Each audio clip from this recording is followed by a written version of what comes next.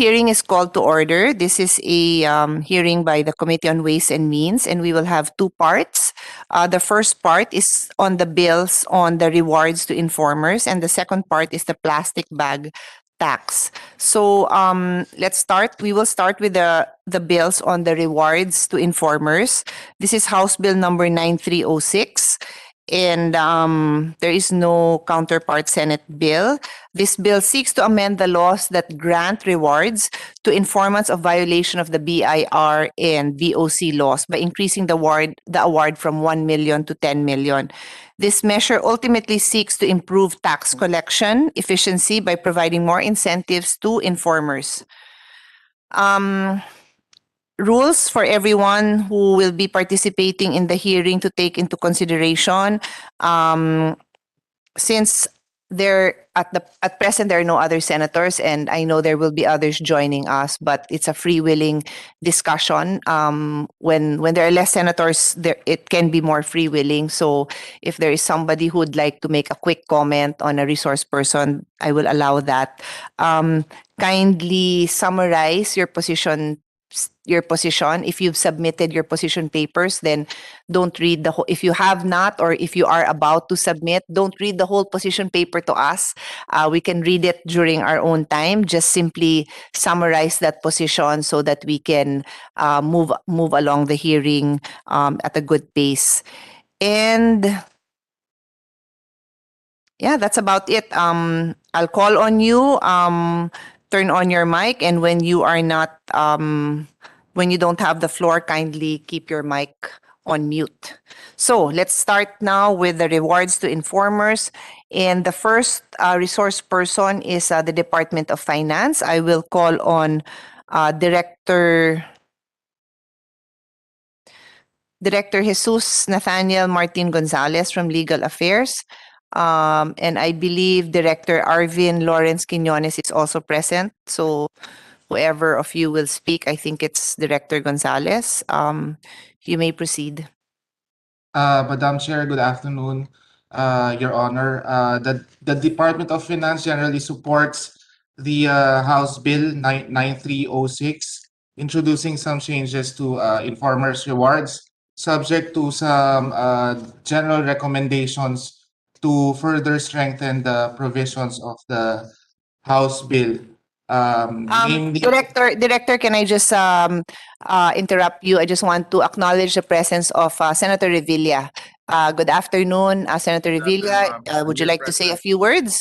No, I'm just here present. I'll just listen. Thank you. Thank you. Thank you very much for your presence. Yes. Okay, please proceed, Director Gonzalez. Yes, Madam Chair. We believe that the proposed bill could improve the tax collections, enforcement, and administration of the BIR and BOC. However, we have some certain suggestions to further strengthen the bill, as I previously mentioned. And these are specifically that, among others, that the information to be submitted by an informant must be supported by substantial evidence. And this will further bolster the intent to filter unreliable information and decongest applications for informers' rewards in BOR and BOC. And also, Madam Chair, we also recommend the inclusion of a provision protecting officials and employees of DOF, BIR, and BOC from unwarranted legal action relating to the grant or denial of informers' rewards. We here in DOF have experienced, Madam Chair, in the DOF Committee on Rewards, that several unfounded suits have been maliciously filed by certain rewards claimants whose claims were validly denied by DOF for a clear lack of merit. So, Madam Chair, the Department of Finance has submitted its official position paper on the matter dated January 10, 2022 to the Speaker of the House of Representatives. So I'm looking at the position paper that you had submitted to the House. So it's basically the same, nothing added. Yes, Madam Chair.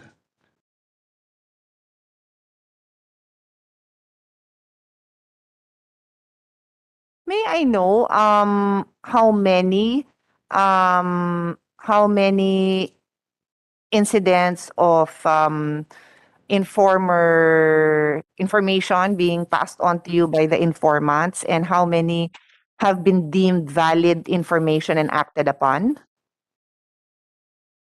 I'm looking at a list of informers rewards passed upon by DOF since from the year 2010 onwards, Madam Chair.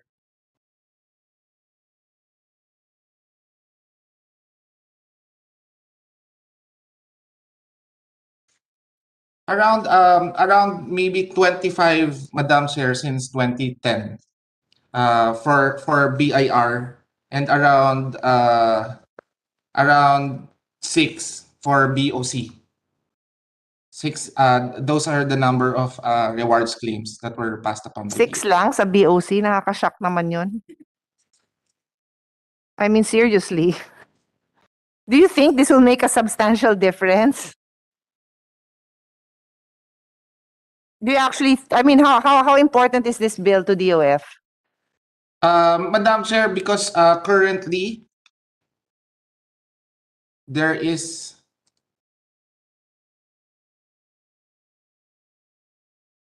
the yung sa BOC mas konti po yung number of claims filed, but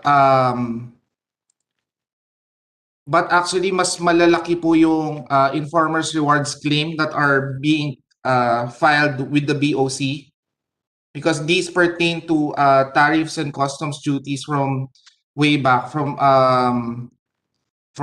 like even the shell cases, etc. So the claims amount to hundreds of millions.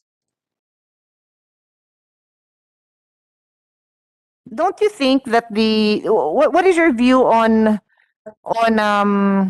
calibrating the reward to the amount, no? Because parang like even with penalties, I personally tend to have more to throw in my support more when, or I draft my bills in such a way that if it's a small violation, then smaller din ang penalty. Of course, there's rules, no? I mean, we'd have a law that requires that the penalty be commensurate to the crime. So, di ba dapat parang ganun din naman yung reward? Yes, Madam Chair. And actually, the House bill proposes a cap of 10 million.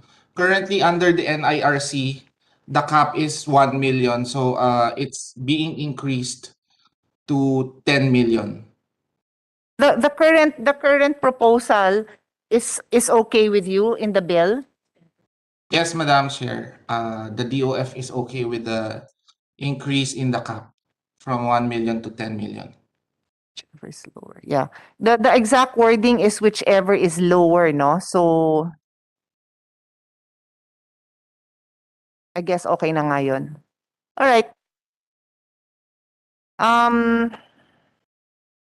Hold on, let me just check if I have another question for you.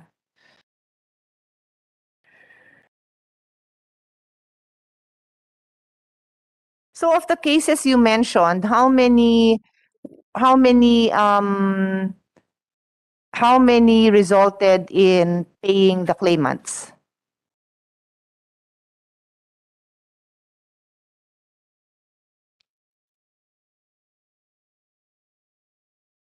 Madam Chair, for the BIR, around 15 claims were approved. Around mga 5 were denied. And for the BOC, actually, Madam Chair, all the claims were denied by DOF. Really? Bakit kaya? Insubstantial evidence? Unsubstantial? For different reasons, Madam Chair.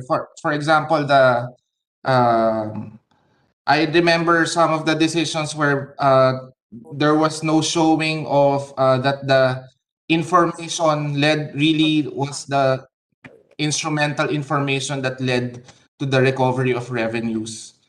For the others, the revenues were recovered, but it didn't pertain to smuggled goods, didn't pertain to the sale and seizure of smuggled goods. Instead, it's a payment by the taxpayer. So in that case, Madam Chair, kasi before the CMTA, under the TCCP and the NIRC, the rule was the rewards could be given to proceeds of sale of seized smuggled goods,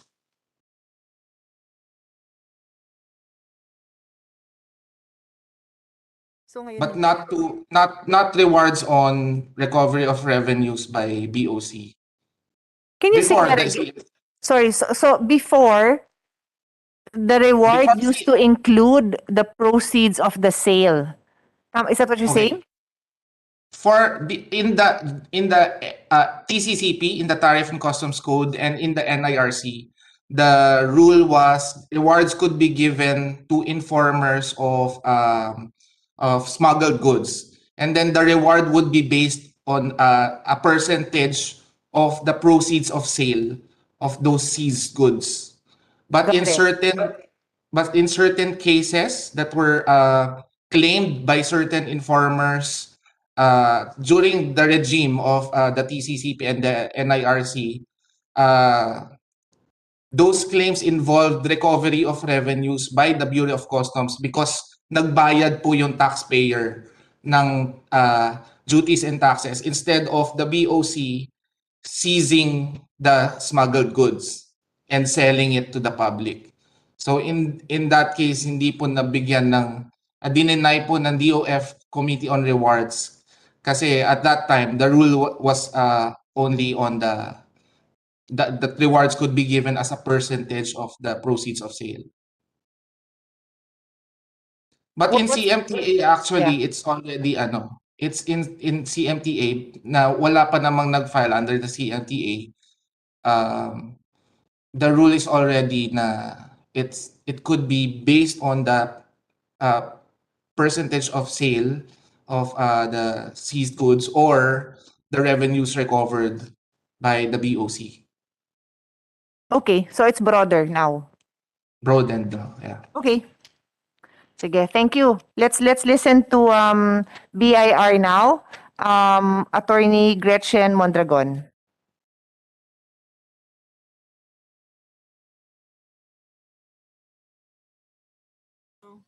Can you hear me?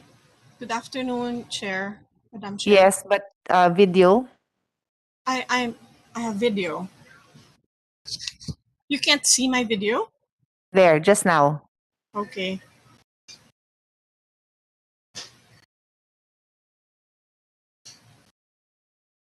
Good You can afternoon. proceed when you're ready. Yes, okay. Good afternoon. I am Mary Gretchen Mondragon from the Bureau of Internal Revenue.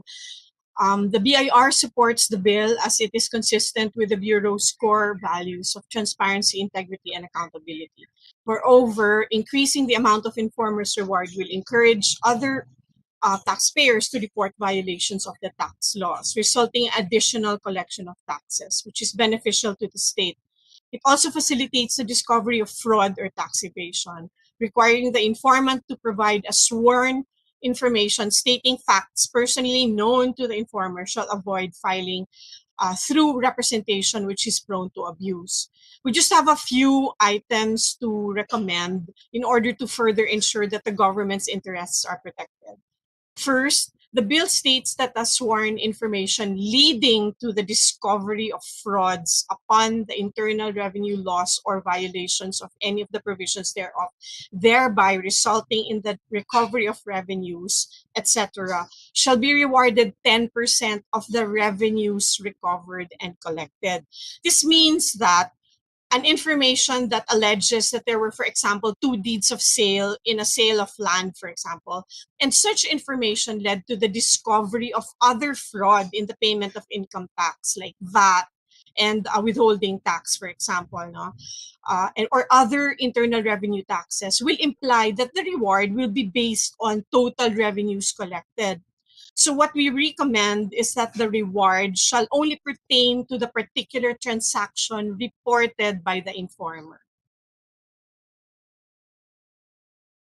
And the second, Madam Chair, is that, did you understand that, Madam Chair? I did. Thank you. I noted that. Okay. And the second comment is the current Section 282 of the NIRC precludes relatives within the 6th degree of consanguinity of a public official or employee from availing of the reward. And the bill now proposes to change it to 3rd degree of consanguinity or affinity, which is, I think, which we believe is a drastic change. So we propose a middle ground of within 4th degree of consanguinity, that's more or less like between cousins, with first cousins, which is consistent with Section 3K of RA number 6713, or the Code of Conduct of Ethical Standards of Public Officials. So we propose 4th degree of consanguinity instead of 6th degree of consanguinity. The third, Madam Chair, is we noticed that the appropriation for the BIR is only 10%, whereas that of the Bureau of Customs is 20%. We suggest that it be consistent. I mean, if you say 10%, then it should be the same for both the BIR and the Bureau of Customs, as we collect the same taxes, basically.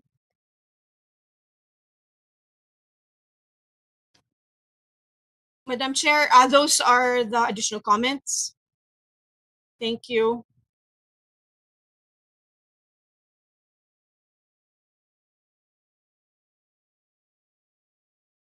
Thank you for that, Attorney Mondragon. Can I call back, Director, before we go to Bureau of Customs? Nandiyan na ba? Okay. Before we go to Bureau of Customs, can I call back Director Gonzalez to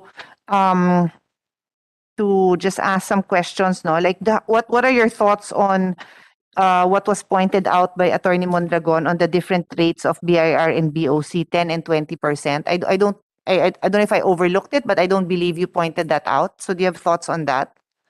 Yes, Madam Chair. We agree with the BIR that the rates should be the same, whether it be 10 or 20, so that it's consistent. So maybe the two of you can talk and tell us what your exact proposal is. Is it 10? Is it 15? Is it 20? Then just let us know. Okay? Or if you don't have a preference, let us know also. Okay, Madam Chair. And then I did have a question pala on, I forgot to ask you earlier when your first comment was on the substantial evidence, remember? Yes, ma'am. Yeah. Can you give us, are you prepared to tell me now, like what would be considered substantial evidence? And can you give me a few examples, and then maybe you can send your proposal in writing, because I don't want this to be a vague provision. So I can easily insert that in the bill, substantial evidence, but I'd like to put on record, what do you consider substantial evidence? Yes, Madam Chair. We'll get examples from our dockets here, Okay. and then we'll summarize them for you. Okay, thank you.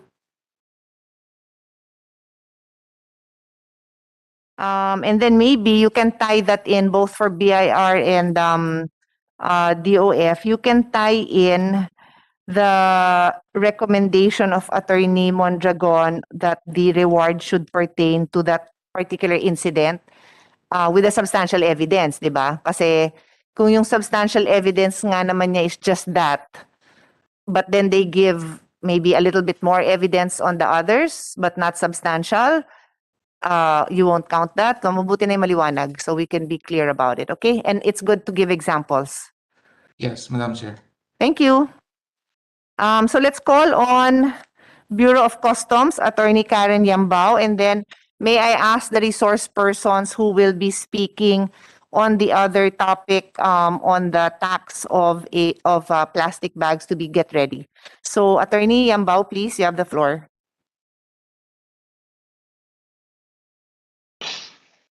Good afternoon. Good afternoon, Madam Chair. This is Attorney Yambao from the Bureau of Customs. I think I'm having trouble turning on my video. Yeah, it may be delayed kasi kay Attorney Mondragon also kanina it didn't come on right away.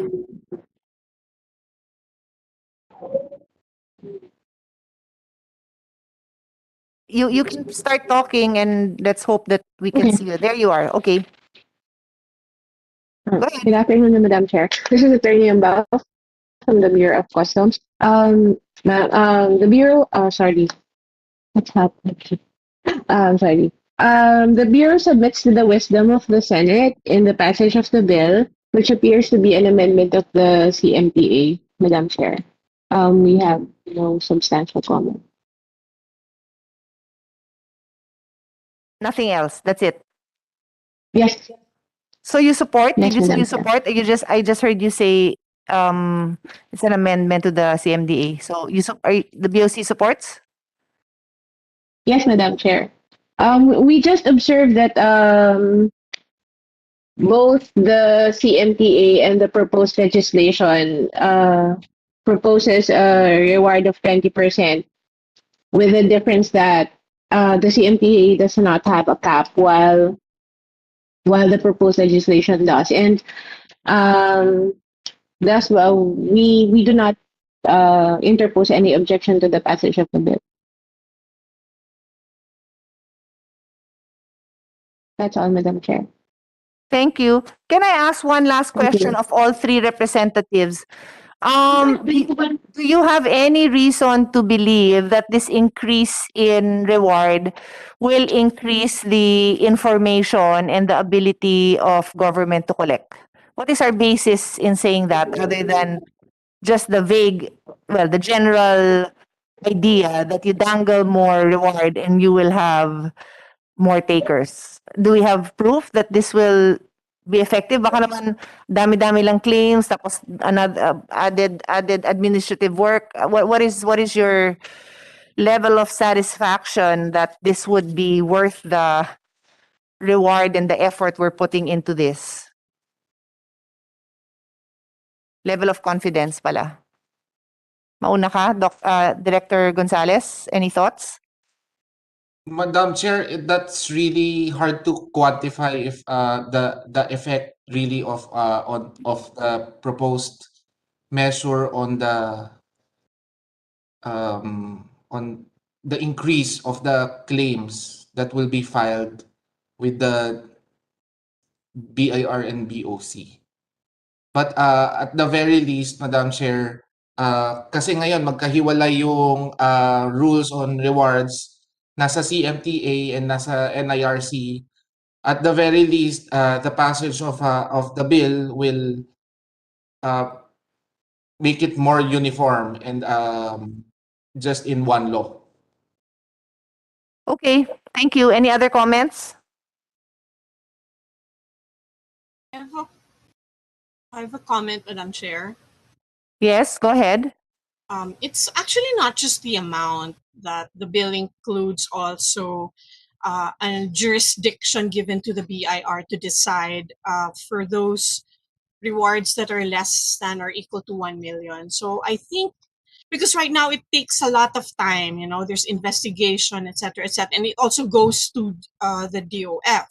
So if the bill includes, the reward where the BIR alone can provide such reward, then I think it will not just for the amount, but will encourage other taxpayers to file complaints for information.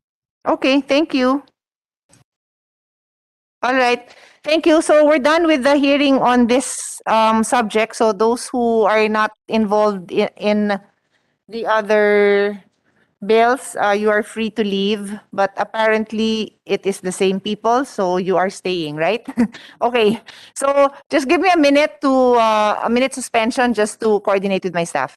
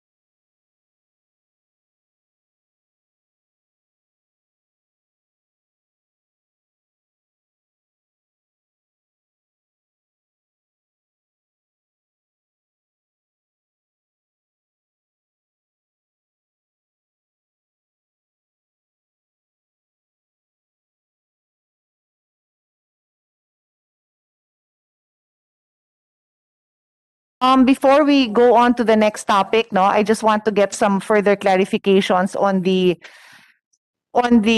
reward to informers bill. It is my observation that since the CMTA was passed in 2016, if I'm not mistaken, and the provision in the CMTA is up to 20% collection, up to 20% of the value, 20% of the value of the actual proceeds from the sale. Tapos hindi naman, walang cap yun walang cap na 10 million, nothing. Tapos hindi naman nag-increase yung collection nyo. I don't see why we would think that you would have better collection. Eh wala ngang cap nga yun. Wala ngang cap yun dati, yung ngayon. Hindi naman outstanding yung cases. Six cases. So why would we offer 10 million and put a cap? Then may lower pa. Can you study that carefully? Because I don't want to be giving away money, even if it's in principle lang, when the current evidence shows that there's no takers for this. I'm willing to amend this, to pass this bill to amend other provisions, but to provide a bigger reward when the current CMTA has no cap and there are very little takers, what's the point? Okay, can you take note of that, discuss it, and get back to us? Director Gonzalez? Okay? Yes, Madam Chair, thank you.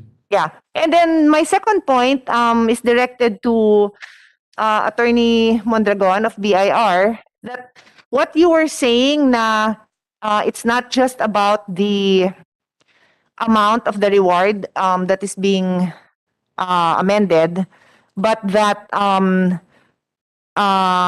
you are, so basically, I was a little bit surprised because I didn't know if I missed a proposal that you were making, that you do not, that you prefer that DOF, you do not need, BIR does not need to get the approval of BIR to pursue cases involving 1 million and more. Is that correct? But anyway, that's basically what you made pahabol in saying that that's one of the benefits of this bill. So that proposal of yours wasn't established. It was just mentioned in the end, and it wasn't a clear proposal to me. So do you want to clarify exactly that proposal of yours, that you want that amended, that provision? Because it's not a proposal, so it's not clear to me. Madam Chair, I thought it was in the proposal already. Hold on. That's not in the bill. Maybe somebody else made the proposal? It's in the bill. Oh, So when it's Section 4, Madam, it says, rewards granted herein amounting to more than 1 million shall, upon the approval of the reward, automatically be reviewed by the Secretary of Finance. So it is under my impression that for those that are less than 1 million or equal to 1 million will not be automatically reviewed by the Secretary of Finance. Is that a mistake, Madam Chair?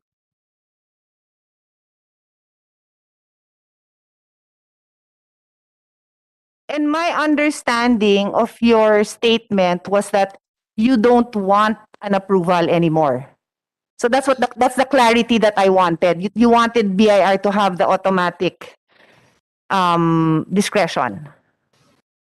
Not completely, Your Honor. We agree with Section 4, actually. So what's in the bill is what you want. Yes, that's right. And I was just stating that it's not just amount, but because there's a new provision which states that not everything will be automatically reviewed by the DOF. Now the BIR has discretion to approve those that are 1 million or less. So you're happy with BIR having the discretion for 1 million or less. That's correct. Okay. I was of the impression in your statement in the end that you wanted more. So you're happy with that? You're not pushing for a bigger amount? That's good as it is. Yes. Okay. Madam Thank Chair. you. Thank you for that clarification. Okay, so we can proceed with the next topic, and this is the excise tax on plastic bags.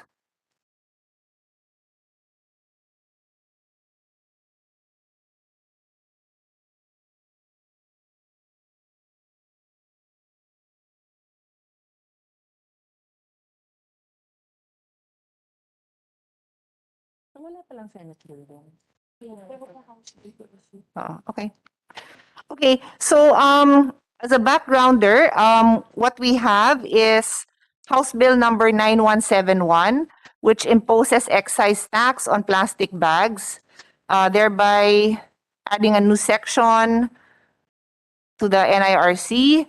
And this bill proposes to impose an excise tax of 20 pesos for every kilo of plastic bags upon removal from the place of production or release from customs territory.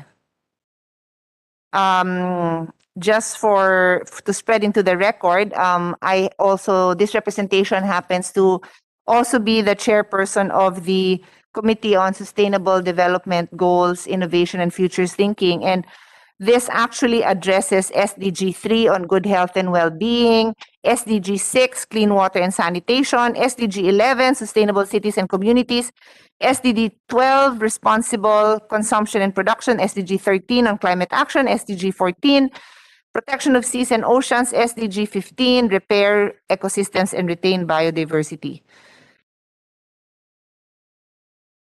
This taxation measure may also encourage a shift to more environmentally friendly alternatives to plastic and address our pollution problems. But we, of course, will always hear out the other stakeholders and listen to their concerns on how this would affect their business, the community, and the environment as well. So on that note, we have quite a number of resource persons to have a discussion on the following. I still have an added comment to make, but I just need to clarify something with my staff.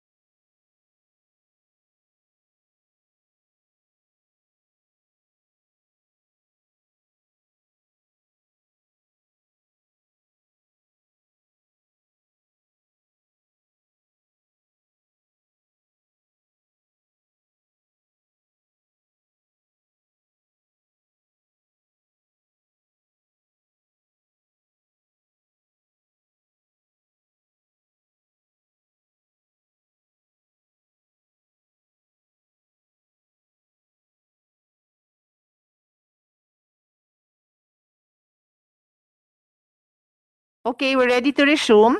So let's start this hearing on the excise tax on plastic bags with calling on DOF. I believe it's Director Quinones who will speak. After that, Be Ready BIR, Attorney Mondragon again. And then Bureau of Customs, Attorney Karen Yambao. So let's start with DOF, please. Thank you. Good afternoon, Madam Chair. The DOF expresses our support to the proposal as we believe it will improve, it will help reduce waste and promote environmental sustainability. It will help curb the plastic use and help the government generate more revenues. Meanwhile, Madam Chair, we do not support the proposed earmarking as it is against the one fund policy of the government. Earmarking reduces the flexibility and transparency in the spending of the earned funds by the government. And lastly, Madam Chair, we pose some reservations in implementing the imposition of imposition of tax on imported plastics, as these may be administratively difficult for the BOC. Enforcing Wait, sorry. Can you say that part again? Can you repeat that part? Okay, Madam Chair. The imposition of tax on imported plastics may be administratively difficult for the Bureau of Customs. Enforcing the proposal may require inspecting every taxable removal and then verifying the declared weight, Madam Chair. So that's our position for the DOF. Sorry, but what would the effect of that be? You'll end up taxing the local plastic industry but not taxing the importation?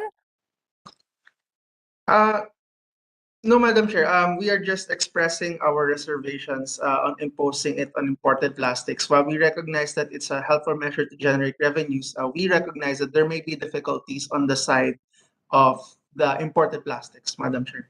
Kaya nga, pero with your reservation, if I take into consideration your reservation, which I always do, I always listen very carefully to DOF's recommendations.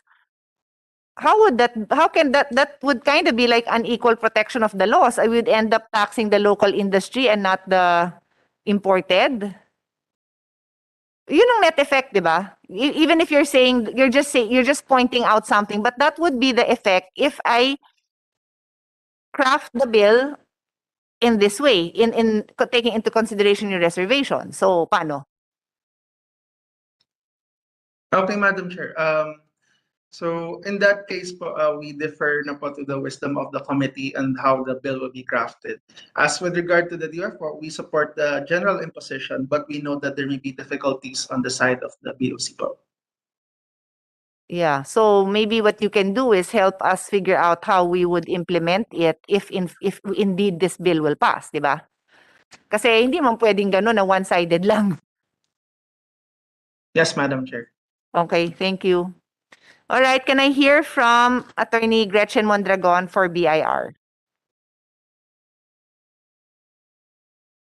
Hello, good afternoon again, Madam Chair. Good afternoon. Since the bill proposes a new revenue stream for the collection of taxes, the BIR definitely supports the bill.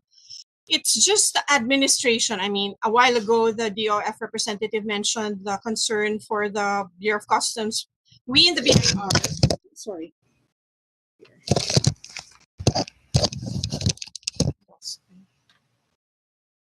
We in the BIR also have, it's not probably reservation, but more of to inform you that there will be administrative costs involved in the monitoring of the collection of the taxes, because your section 3 states that before the removal of the, is it section 3?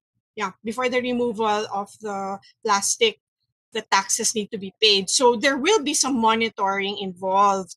And so the BIR, I guess, needs to figure out the process, because right now for our excisable products, there are bonds that need to be paid.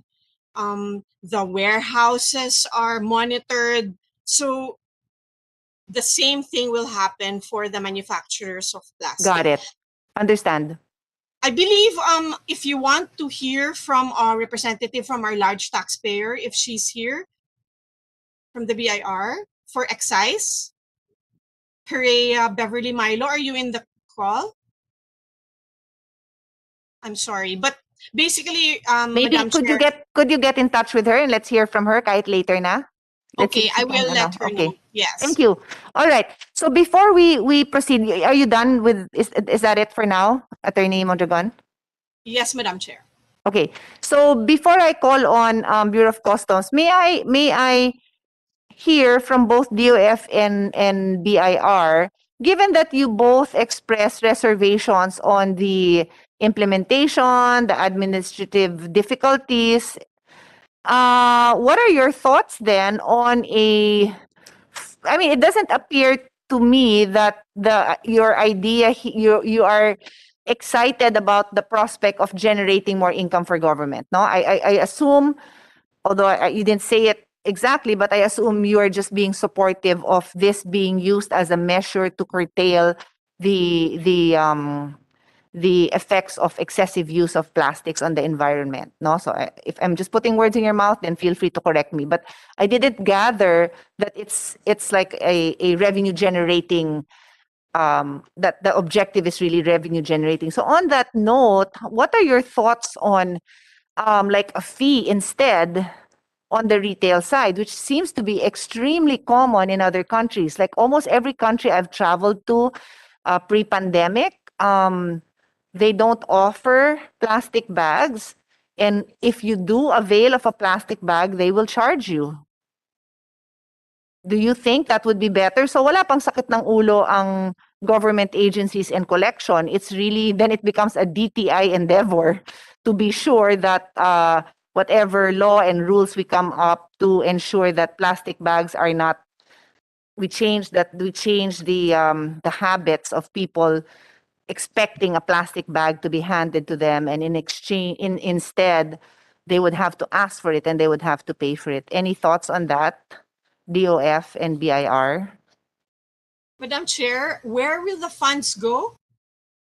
Um, uh, it would be a fee that the retailer would charge, and I haven't gone that far as to where the funds would go. I was simply saying that since it did not appear from both the statements of DF and BIR that this is an exciting revenue generating activity for you, would you be open to this to approaching the environmental impact issue a different way?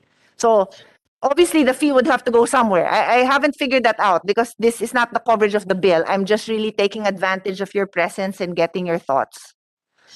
So, Madam Chair, I wanted to clarify because for sure, if there is a fee, then you would have accomplished your goal to, for the environment, right? To protect the environment. But otherwise, if you don't charge the fee and you just increase the price, then the amount will go to the seller. No, the fee has to go somewhere, as you properly Okay. pointed out. I was just saying that I haven't thought it through because Okay, this is just a yes. reaction to what I feel Yes. is a not very excitable, not, that it's not a revenue generating activity that you guys are excited about. But obviously, it's not something I can create now. So that's why I don't have anything yet. It could obviously go to Solid Waste Commission for their further implementation, for their education campaign. Off the top of my head, it could be distributed to public schools to increase awareness and have more activities and so on and so forth. Madam Chair, there will of course be revenues for the government, right? For the 20 pesos per kilo. The point that we just raised is that there will also be a cost. So Yes. if the cost Understood. is, Understood. So, Totally understood. That's why I'm saying maybe you can Yeah. think about it with that other person that you had mentioned, no, the big Yes. yeah, and see, because nga baka mamaya the administrative cost is such a pain that you would rather you're open to us handling this a different way. Okay? Yes. Sige, okay. Madam Chair. So Director Quiñones, please go ahead. You have the floor. Thank you, Madam Chair. To reiterate the position of the DOF, we support the measure both in its potential to help the environment and also to generate the revenues. In fact, Madam Chair, we estimate that in 2023 we can collect around 923 million in taxes from the imposition of the excise tax. In that regard, Madam Chair, while we recognize that the alternative to impose a fee rather than a tax could help address the reduction in consumption on plastic.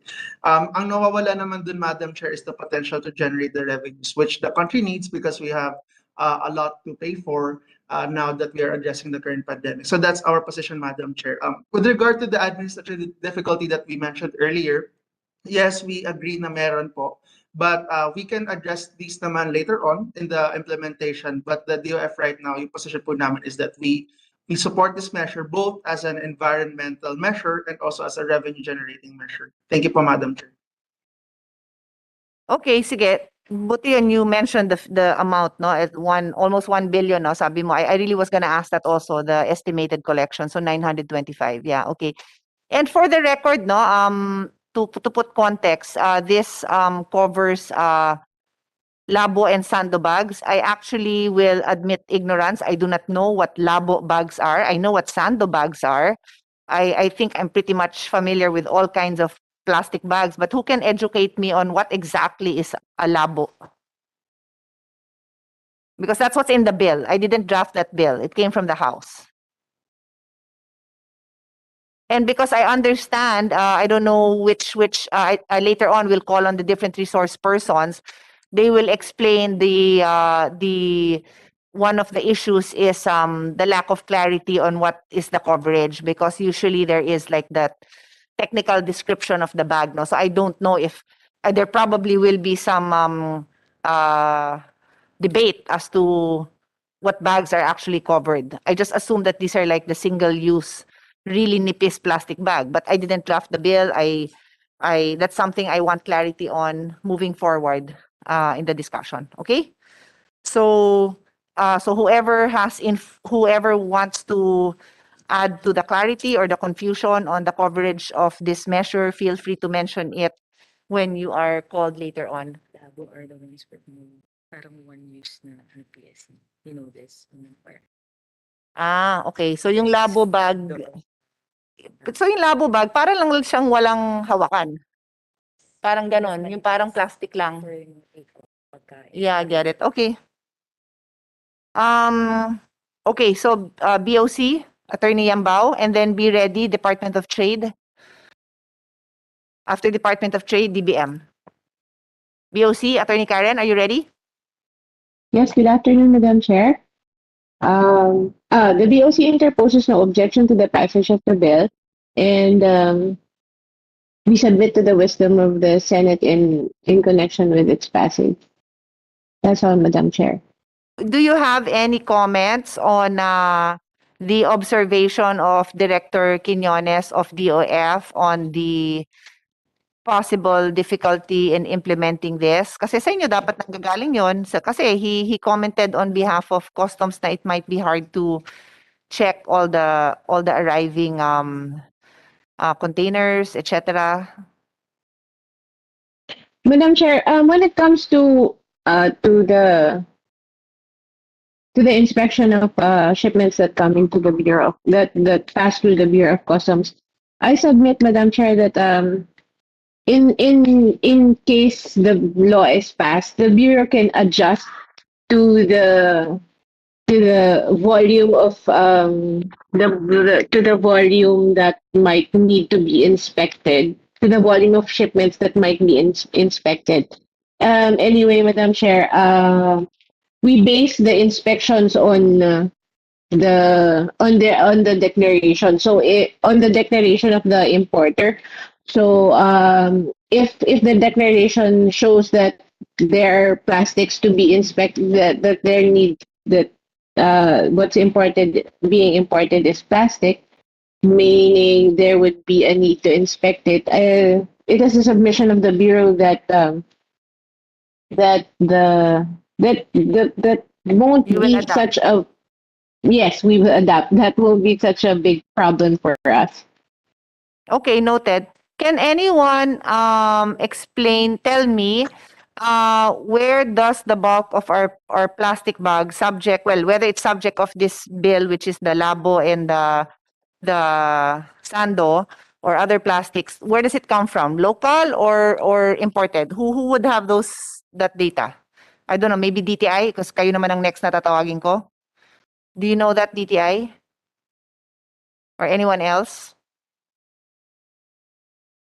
Anyway, while you're pondering on that question, let me call on DTI now. Who is answering? I think it's the Division Chief of Manufacturing Industry Services, Mr. Ray. I don't know if I'm pronouncing your name right. Is it Lignes? Mr. Lignes, are you around? I think Sir Manny is the one who will read Ikaw kasi yung naka-highlight na pangalan dito. So si Sir Manny daw, Acting Manny. Director of Manufacturing Industries BOI, Mr. Manny Cruz. Good afternoon, Madam Chair. I'm Manny, and based on our previous position, we proposed legislation we've considered. We support the general objective. Can you speak? Okay, you probably have. I think you are together, so there's an echo. Mr. Ray and Mr. Manny may echo. So Mr. Ray, turn off your mute yourself so we don't hear the echo. Okay, let's try again. Okay, ma'am. Can you Better, hear me? much better. Okay, ma'am. So the department reiterates its support for the general objective of the proposed measure, taking into consideration some specific comments and recommendations. So, ma'am, gusto namin sana to provide a longer transition period in support of the affected industry, which may include those producing basic goods and primary commodities using plastic bags as packaging and their workers, no? This support affected local manufacturers ample time to adjust their production process or equipment and to reskill train their workforce. Also, Filipino consumers will be able to adopt strategic practices and buying habits on goods that will be affected by the implementation of this excise tax. This was, I think, sent to sent last year, last August. The date of our letter was August 25. Sorry, can you repeat? Can you repeat that? You were coming in. You're not that audible. So can you Oh, repeat it? sorry. Ma'am, Talaga bang wala kang video? ay, sorry, ma'am. Sorry. Okay, ma'am. Go ahead. Mhm. Just a moment. Can you repeat from the top? Yeah.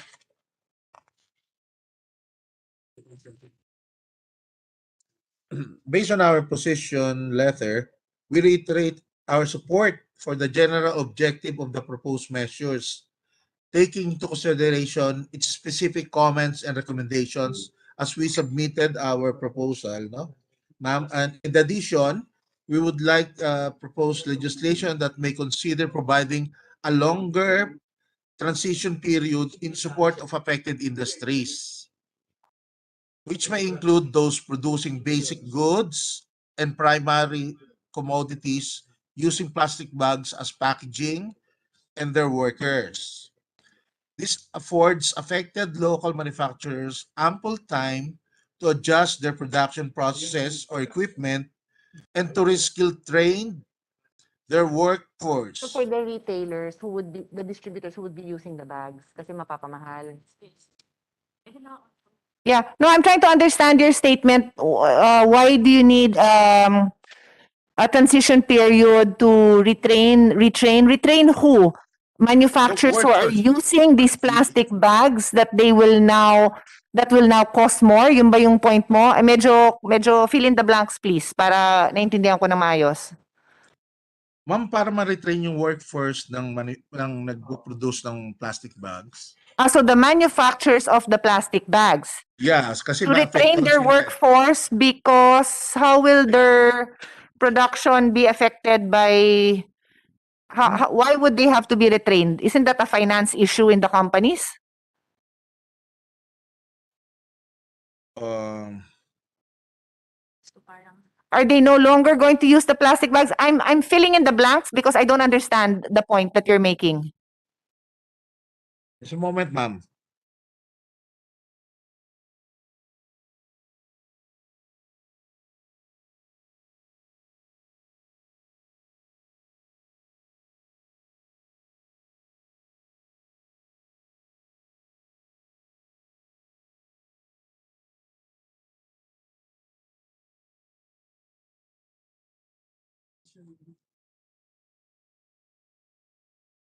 Ma'am, ma'am, excuse me for a Yes? second only, for a second lang Sure. only. Okay.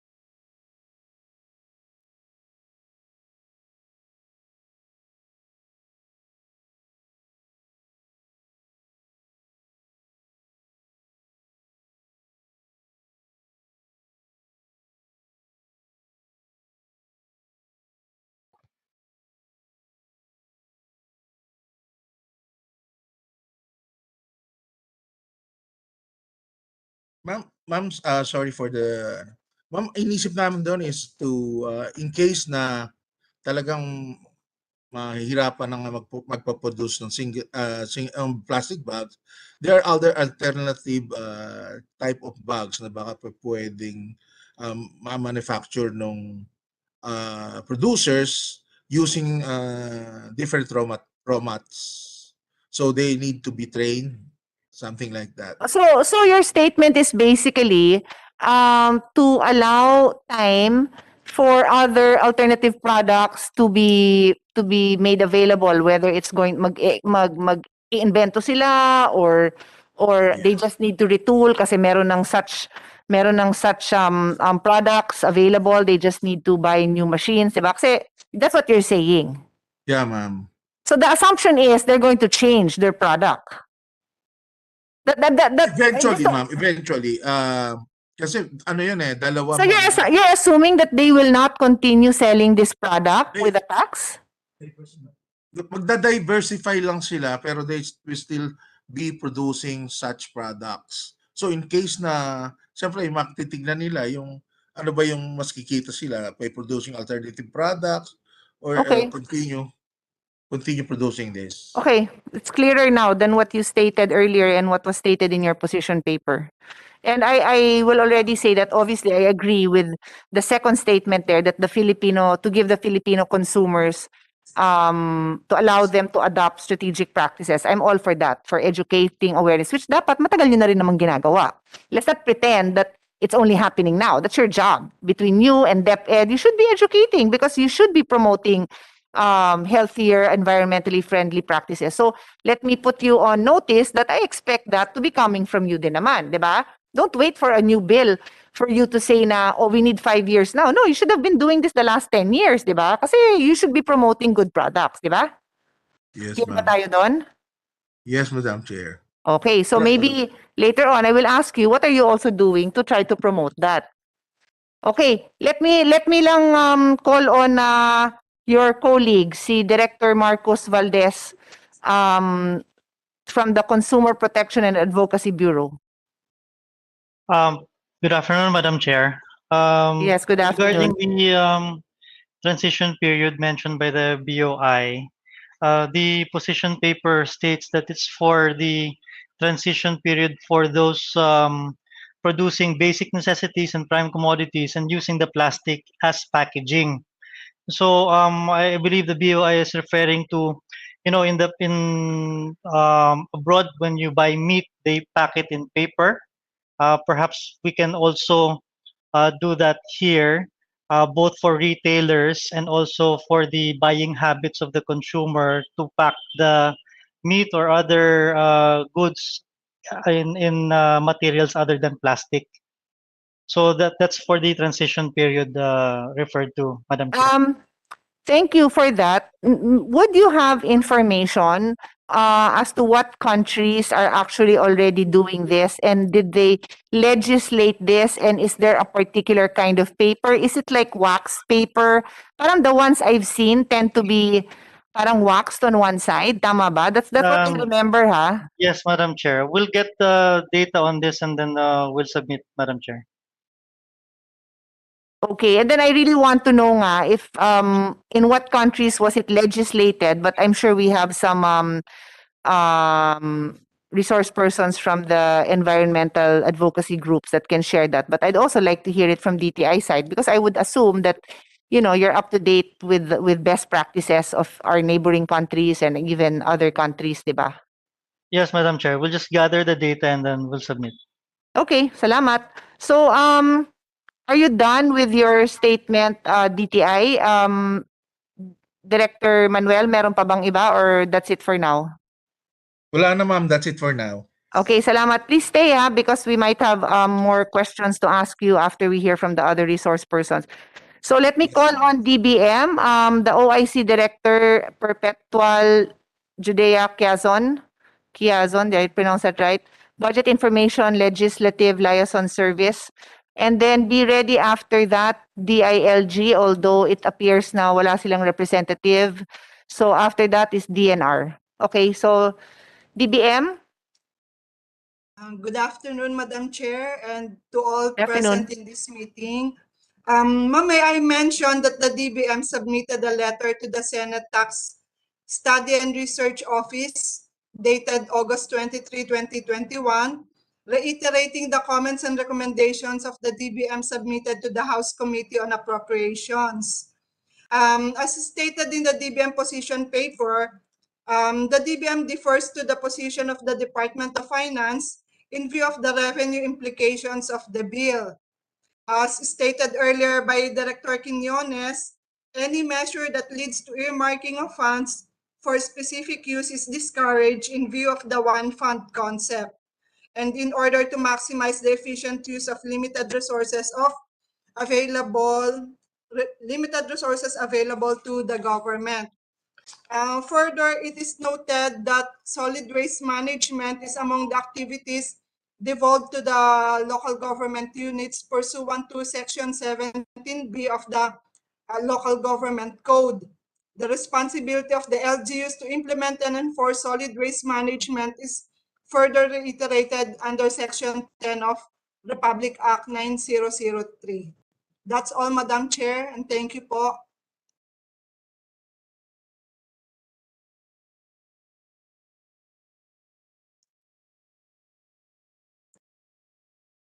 Thank you. Thank you very much for that.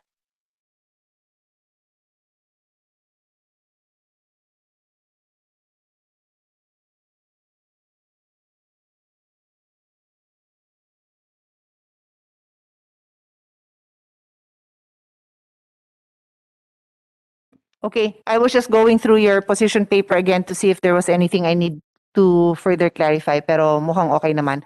All right, let's call on, like I said, no, mukhang wala dito ang DILG, so pass, but I will ask our secretariat to remind them that wala rin position paper, no? So, wala. Meron ba? I don't see it. Not here. Where? Okay. Sige, may position paper ang DILG address to the Senate. Okay. They support in general, but have certain reservations. All right, sige. We'll take note of that. Okay. DNR, the Chief of Solid Waste Management Division, Mr. or Miss Juvinia Serafin. Good Hello. afternoon. Good afternoon. Yes, ma'am. So, from the side of the Solid Waste Management Division or the Environmental Management Bureau as the Secretary of the National Solid Waste Management Commission, The EMB supports this draft bill since this will definitely reduce for the use of plastics due to the imposition of added cost.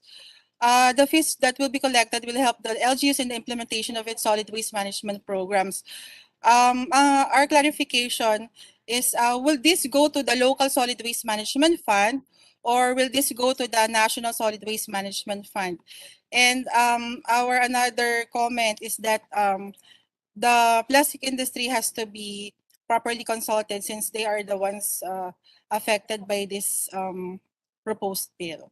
So the plastic industry or the manufacturing or packaging industry is one of the National Solid Waste Management Commission member. So we will be requesting for their comments on this draft bill. Thank you, Madam Chair. Thank you. Okay, I need to take a short restroom break. We will resume in a few minutes and we will call on the industry. So please be ready. Coming from the Philippine Plastic Industry Association, Mr. Danny Ngo. From the Philippine Chamber of Food Manufacturers, Attorney Katrina Pascual. And then Philippine Amalgamated Supermarkets Association, Mr. Steven Kua. Be ready. We will resume in 5 minutes. Thank you.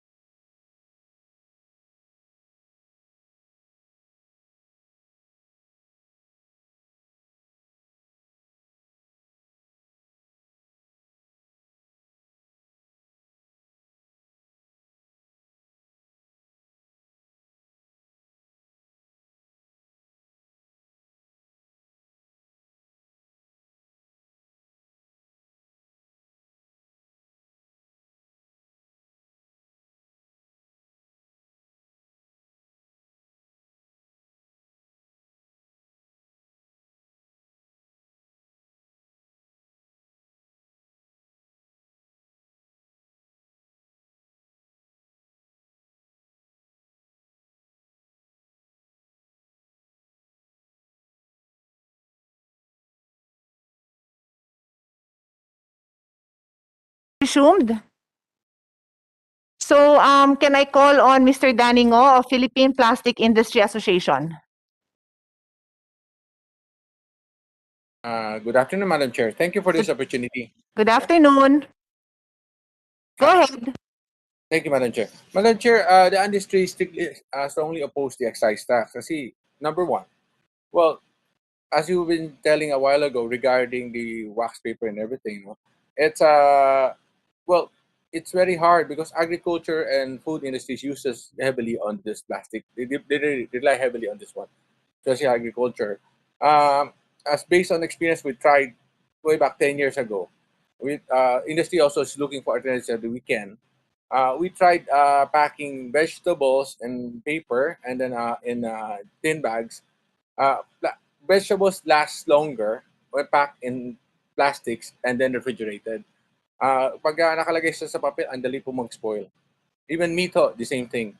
So, still, wala po tayong magandang alternative. And also, ma'am, the problem would be is on the collection side. Yes, Can ma'am. you show me studies on that? Yung I sinabi can. nyo na that they last longer in plastic. Kasi that's the first time I heard it. I mean, I understand on the inconvenience of wrapping in paper, probably if it will leak or something, especially if it's meat, no? But that it lasts longer in plastic in refrigerator, parang I never heard of that. So I would like you to show me studies that I'll show look into that. it. Yeah. Because this Thank was you. done. Yeah, thank you, Madam Chair. This was done by yours truly and some of my friends. Kaya yung ginawa namin is layperson. It's not scientific study. What we Pero did, yeah, but sir, I need a scientific study kasi hindi naman tayo pwedeng anecdotal to, 'di ba? Like I also wouldn't want to make decisions based on anecdotal evidence. So we need to really look at studies, okay? Understood. Kasi Thank you, naka-shift also a reality that other countries have shifted. So how were they able to shift? So anyway, please proceed. I'm listening intently to your statement. Thank you, Madam Chair. I looked into it and then I look through my old data and I'll look into it and then submit it to your office. Madam Chair, also, a number of plastic bag industry will still be affected on the higher costs of the excise tax enacted. The food manufacturing sector, which uses 82% plastic packaging, including plastic bags, encompassing around 11,691 companies, involving 107,000 food products, 26,617 food raw materials, employing 247,832 workers, contributing to around 986 billion in national output. It should be noted that infant milk, for example, uses stick bags in their secondary packaging as in their preparation and storage. So there are a lot, ma'am. So incomes, marami po ma-affected po dito. And position of the main problem of plastic, ma'am, kasi we have, as yours truly also has been in recycling. Ang problema po namin, ma'am, is how we get the plastics. Karamihan mo kasi it's either heavily stored or indiscriminately thrown away. As we have a law that is not RA 9003, it's not yet being fully implemented. Sayang po eh. So if we initially go to the full implementation RA 9003 and proper waste collection, I think that would solve the plastic problem itself from going to the mains to outside kasi meron ho law nakastipulated anti-littering, a lot of things, marami ho nandun nakastipulated sa RA 9003 that is not being fully implemented. So maybe we could look into this one initially kasi no matter ano ho ipalit natin, kung hindi ho natin mapalit po yung ugali ng tao na throwaway mentality, diyan pa rin ho ang problema natin. We just be, okay, tanggalin natin plastic, ayun na naman, another problem na naman daw tayo, iba na naman ho ang magiging problema. So basically, what the industry asking is let's work together. Kasi the industry, as per se, has been asking for collaboration for the past 2 or 4 decades already. We are really working towards it, but right now there are a lot of recyclers who are having a hard time also getting plastic because yung because indiscriminately tinatapon kahit saan-saan, wala So, akong properties po. yeah, Yes, ma'am. Yes, Madam I Chair. understand what you're saying. May I know what the industry has done as their own initiative to address this concern that you're saying, like the proper implementation, educating people? Has the industry done anything just like I had mentioned in the earlier with the earlier resource persons? like DTI yata, no? Di lang naman ngayon na pag-usapan to. So may I know what the industry has been doing to also address it? Yeah, the industry has been, thank you, Madam Chair. The industry has been working in conjunction with a lot of LGUs, local governments, especially Manila and everything, in collection and with multinationals on this one. But we still need more help kasi, as per se, we cannot do it alone. There are lapses in the circular economy that has to be plugged before we can achieve a certain circularity. Marami po namin kailangan. There are also, we were able, certain members of ours were able to utilize post-consumer sachets and then upscale it to benches, trash bins, nagagamit po ulit. Pwede ho. So, but we need support. We need, commonality to help us yung kunin ho yung mga plastic na tinatapon sa labas. Kailangan po namin ng tulong kasi the industry is very hard up. We cannot do it alone. It takes responsibility of also not only but also individuals. Kailangan din ho may responsibility individuals in because sila hong gumagamit eh. Everybody has to work in tandem to support this one. If we don't change the habit, as basically balik tayo, behavioral changes. If there's no behavioral changes, our problem is still the same. No matter what product we change, ano hong gawin natin, nandiyan pa rin yung magiging problema natin. Kahit anong taxes po gawin natin, if there is no behavioral changes, hindi, I will tell up not to use plastic, I will use other things also. Yeah. And I may also introduce also. We have been setting up webinars to inform the public that plastic is recyclable. We need you to dispose of it properly, use it properly, and then we can get it. As a matter of fact, Madam Chair, we have a webinar coming this May 18, and Madam Chair, we would like to invite your staff or resource person also, and also part of the environmentalists here to attend, and then if they have questions, they can also address it on recyclability, and there's also a new technology, I'm not yet sure about this, being introduced from the UK regarding biodegradability. So we would like to enjoy, Madam Chair, and the environmentalists also here present to hopefully join us on our webinar this coming May 18. This one is we are trying to educate the public also on this one. This is part of it, and we just had also a webinar recently regarding also the alternatives and also proper matching of plastic, how to redesign plastic. We do. The industry has been working on this. We're trying to educate everybody on this one, but due to our limited resources, we only do what we could. And also, ma'am, as I said before, magulo po kasi ang excise tax. Hindi po lang meron ho tayong, ang gulo po, meron tayong EPR, excise tax, may ganun ho. We really don't know what are we going to. The industry per se is also confused on what is what's going to be, because there is the upper house has just passed the EPR law, and now meron na naman ho tayong excise tax. So hindi ba ho magulo ho yan? It's quite confusing, especially on the collection side. I think BAR, DOF, BOC would have also confused ho, maguguluhan din ho dito. Madam Chair, I hope we could work. The industry really needs the House, upper and lower house, the national government's help to work.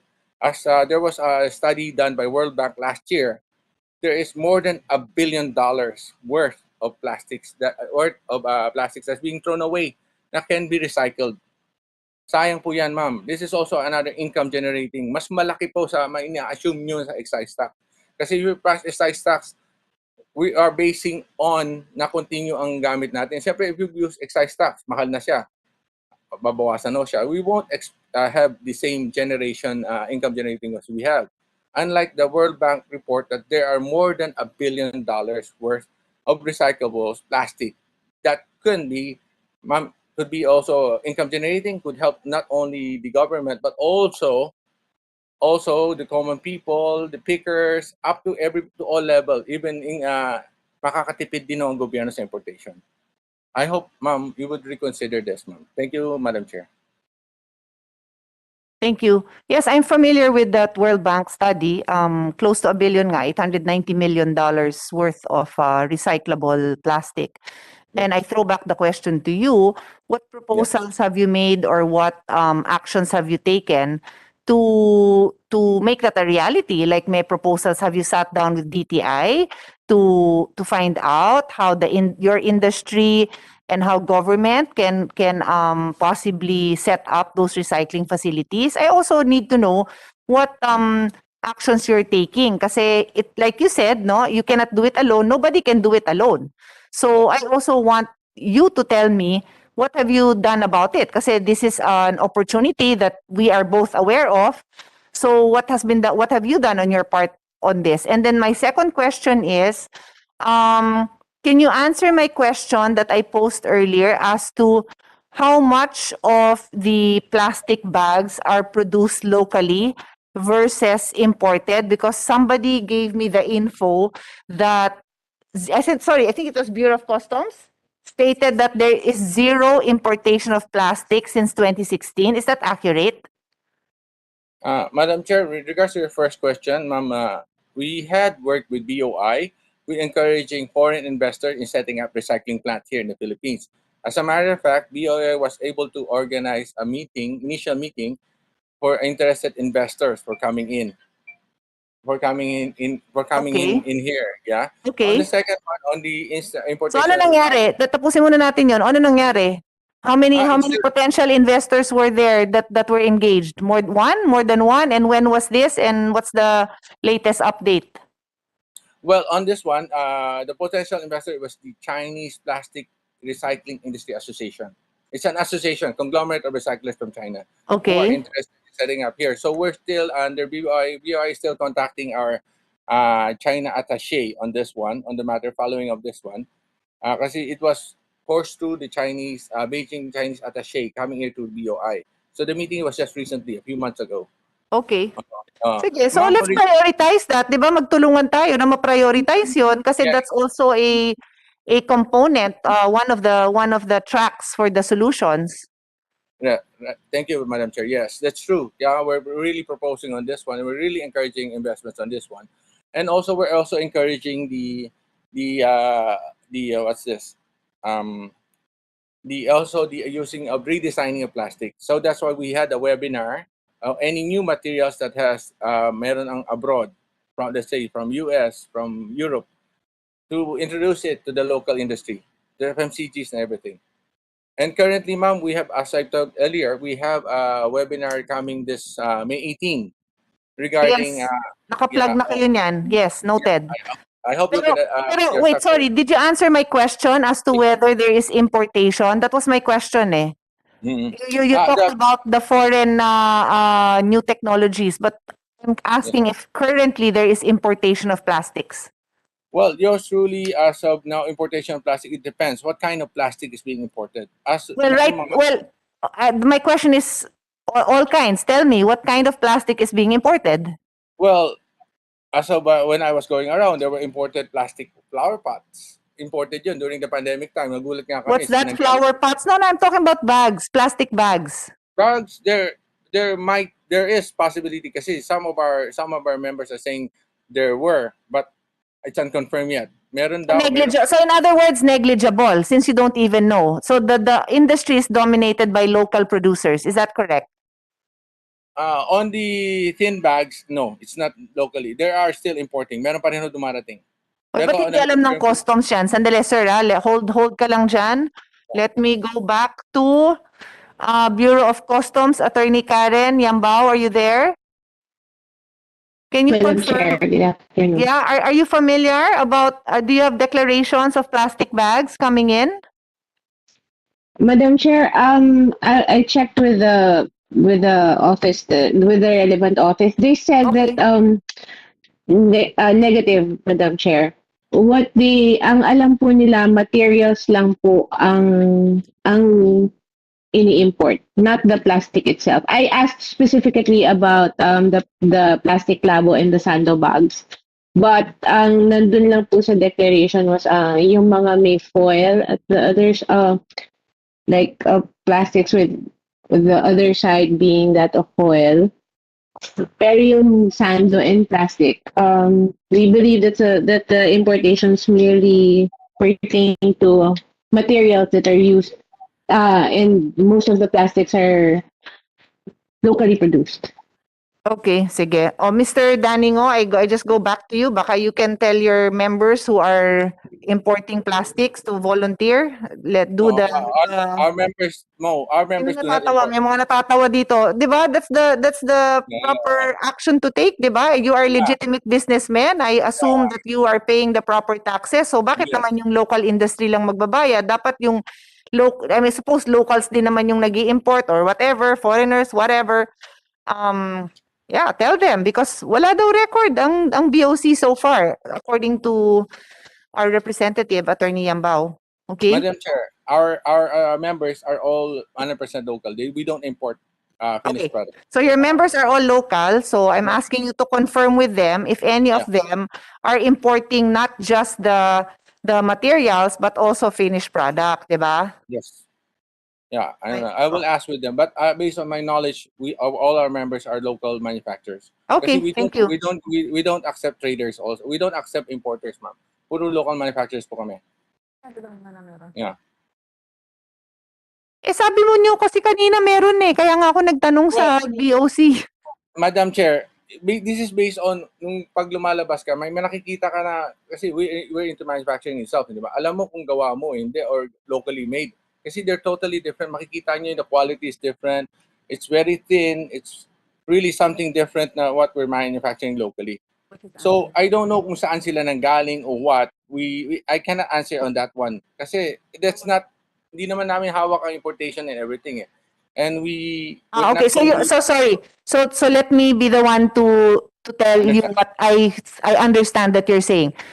From what you know, sa members nyo, walang nag-i-import ng finished product na plastic No. bag. But you're saying that you've seen it in the market, so mukhang meron. May Mukhang meron. nagpapasok. Yes. O, double check nyo na lang sa members nyo, siguraduhin yung hindi sila, di ba? Let's act on good faith, right? Para we can work together. Kasi I will assume good faith on the part of every single participant in this hearing. So, Yes, Madam sige. Then my last point lang, since you were the one who mentioned the need to educate people aware, may I know if you, aside from the webinar, have you invested in ads, like let's say radio ads, to talk about recycling and wag lang ibagsak? Kasi I really want to see how concerned you are about this recycling, no, as responsible corporate citizens. Yes. Ma'am, recently, because of the pandemic, medyo nahinto kami. But prior to the pandemic, we were active. We even have trucks going around picking up plastics. Nandun nakaparada po doon sa office po namin. Okay. But because of the pandemic, medyo doon kami medyo na... I understand. Pero di ba, can you tell me if the business has increased? Kasi during the pandemic, dumami ang take-out, di ba? Ang dami nang gumamit ng lahat ng pagkain. Dati, nasa plato, hinuhugasan. Ngayon, everything was transported in the various food containers, but many of them, especially if the food tends to be wet or soggy, nakabalot pa yun sa plastic. So, nag-increase ba yung production nyo or yung consumption ng mga tao? Madam Chair, yes, there are sectors na medyo nag-increase, but there are sectors who were severely affected, especially during the pandemic. Workforce, limited po ang workforce, ang dami pong hindi makapasok, ang dami pong like yours truly, 50% of my workforce was not able to come back to work because of the pandemic. So hindi po some ho meron, but majority are severely affected of the pandemic. Kasi because this is also, plastic industry is also labor intensive. And because of the lockdowns and everything, workforce po, marami pong hindi nakapasok. Pero ngayon wala nang lockdown, pero tuloy-tuloy pa rin ang mga take-out kasi there is still a lot of people who don't go out as much, but there is no more there aren't any rules that prevent people from going out, di ba? So anyway, okay. So let's move on. Thank you so much, Mr. Ngo. Thank you, Madam Chair. Let's go to Philippine Chambers of Food Manufacturers, Attorney Katrina Pascual, and then be ready, Philippine Supermarkets. Madam Chair, good afternoon. I'm representing the PCFMI this afternoon, but we wish to let you know that we don't have an official position on this matter yet, but we will be submitting our comments or position paper in due course.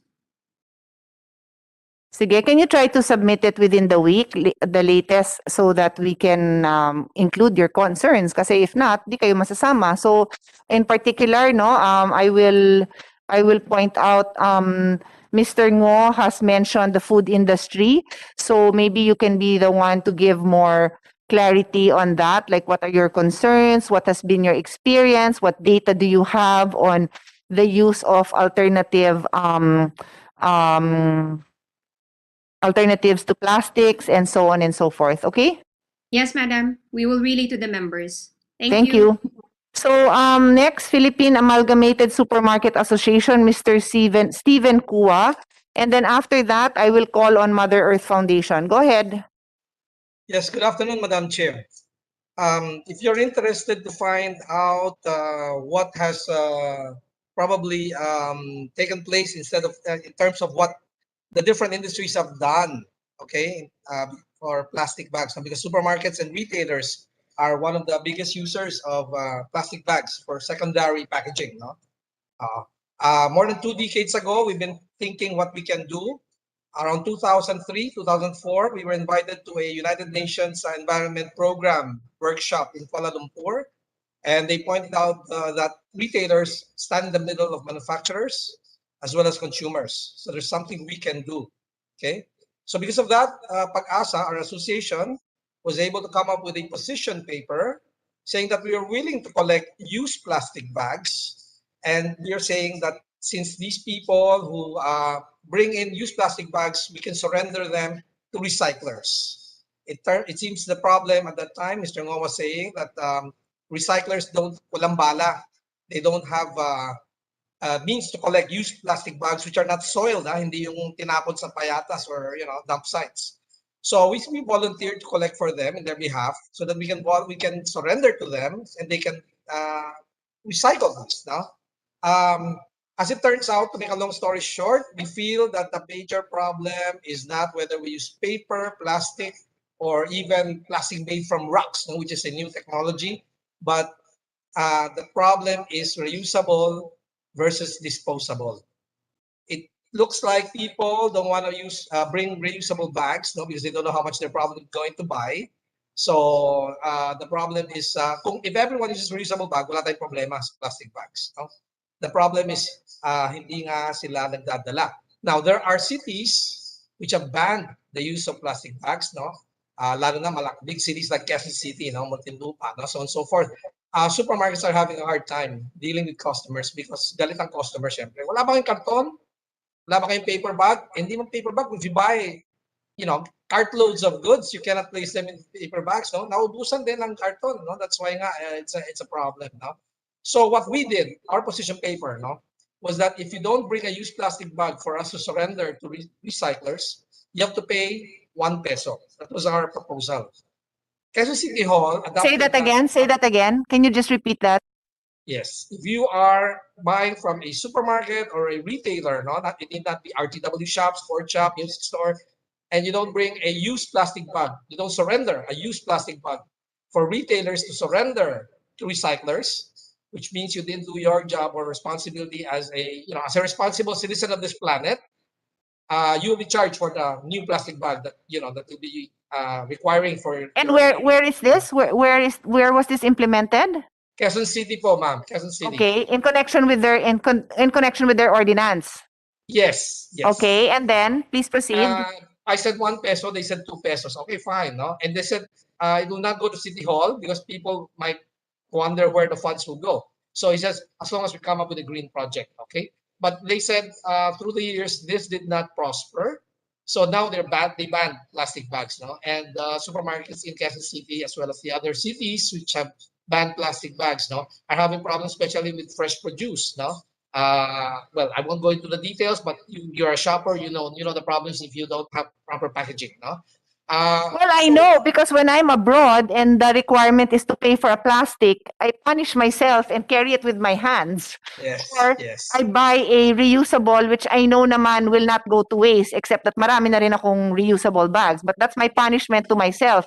I That's have to carry it. So when I'm traveling, I adapt to the culture because I really have no other way of buying and I tend to like to stay in parang apartel, yung parang complete house type instead of a regular Yes. hotel because I like to prepare my own food. So I really have adopted and bring. In fact, my reusable bag has another reusable bag inside to be able to segregate food. So I've realized even with my own practice that we can adapt if necessary. I wish everyone is as responsible as you, Madam Chair. Unfortunately, there are more people who are not. That's why probably a solution would be to, charge these people for the plastic bag that they use, no? So that, masakit sa bulsa nila, eventually, hopefully, they'll be bringing reusable bags. May I share lang the experience of Quezon City? Okay. Because they were charged for not bringing used plastic bags, people started using reusable bags. Okay, but again, hindi on a continuous level and not to a degree that we want na sana lahat natuto, no? Kasi yun na nga, yung iba nagagalit na lang, nakipag-away na lang sa retail outlet, no? And demanding that, wala ba kayong papel? And then pag umakyat naman sila sa condo nila, let's say they live on the 20th floor using paper at nabutas, at nagagalit rin sila because ice cream and all the cold goods, it will not be held, under yung prehensile strength ng paper bags. No? So plastic is still most useful, but again, we understand the improper disposal of plastic bags. That's what's causing the environmental problems. It's not plastic bags by themselves. It's the habit of how we use them and how we dispose of them. Now, if we don't dispose them and surrender them to recyclers, we may have, developed a new industry po, no? A recycling industry, no? Kaya lang mahal magtayo ng recycling plant. We understand that. That's why the BOI in entertaining investors who want to come in with to do recycling, that is a welcome, a move, no? Which we think we should push talaga. Kasi yan ang mas comprehensive way of looking at this and not just either tax them or we're short quick fix solutions lang, no? And eventually may magko-complain rin, di ba? So sana comprehensive ang ating approach. I've been here in this association as president for so long. That's why I see the history of what we, ano na discussed all through these decades and how we could probably come up with a more comprehensive approach para cohesive approach, no? And having all agencies cooperate on it so that we all gain from it and the planet as a whole in the final statement. Yeah. Thank you. Can I get more information on that the action that you took to offer to be the Collecting agent. collecting agency? So what happened after that? I mean, did you conclude? Did I miss it? I mean, I know you said there would be those who do not bring, therefore they are charged. So were you collecting a substantial amount of plastics after you made this offer? There was sacrifice on the part of the retailers to have to collect. No? Kasi syempre, you have to prepare space, no, for that and everything. Kaya lang, walang recycler na lumapit ng gusto na who will pick up regularly. Again, the problem being, walang critical mass, no? Walang volume for them to pick up, no? They want to pick up Connected. marami na truckload. Anyway, I hope he'll cut in the Let Me Foundation, the chair, Ms. Sonia Mendoza. Ayan, you're back. Okay. Yes, Madam. Nawala kayo. Kindly repeat, nawala kayo. You froze. Was that me, Madam Chair?